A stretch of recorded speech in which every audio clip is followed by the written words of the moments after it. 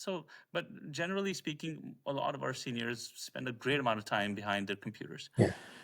But still, for communication and when it comes to personal touch and customer service, they appreciate the human touch. Yeah. Now, I'm not saying this because the system that we use is barely AI enabled, and that is unfortunate. Unfortunate. I wish it was.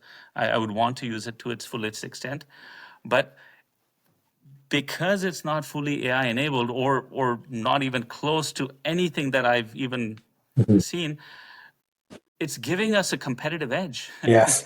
because the the ones that are using the AI enabled systems are actually doing a disservice to the seniors because they're not doing their part right. That hey, Yes. still picking up the phone and calling the senior and saying that so and so was unwell today, and we have somebody else that's going to be coming in. They're just letting the AI do it and send the messages to the caregivers, and it reduces the costs tremendously. And all of a sudden, you have a wonderful business case scenario.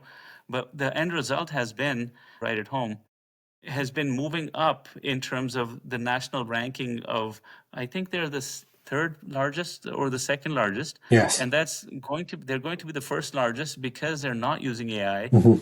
And that's tragic.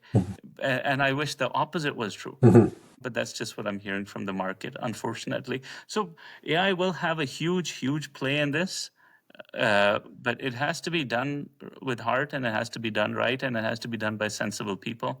Otherwise, seniors, these are our elders. We don't want to upset them. Yeah. The AI that's used in this kind of use case need to have a great level of EQ, right? To be able to relate to Yes. the human, to be able to connect with them in a way that is not robotic. I see a lot of AI models being evaluated, frontier models being evaluated, and they're evaluated for, say, a PhD type test, right? Or mainly difficult math tests. And well, a human who in this kind of use case need to connect with something else that is cognitively sophisticated. And that AI needs to be that for that human. And also the people who customize these agentic solutions need to build it to include that human as part of the solution. That's so true. And if we could have an LLM just unleashed and observe the situation about what's going on in a client's home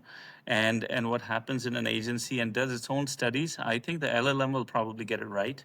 Because if we leave it to the techies to determine what a senior wants, and they'll be able to pitch to a boardroom beautifully and get funding for it, but honestly speaking, who asked the seniors? Yeah. Who asked them if they're going to actually want any of it? And I think the LLM will probably make a better decision about, hey guys, do you know who we're talking to? Do you know who we're talking about?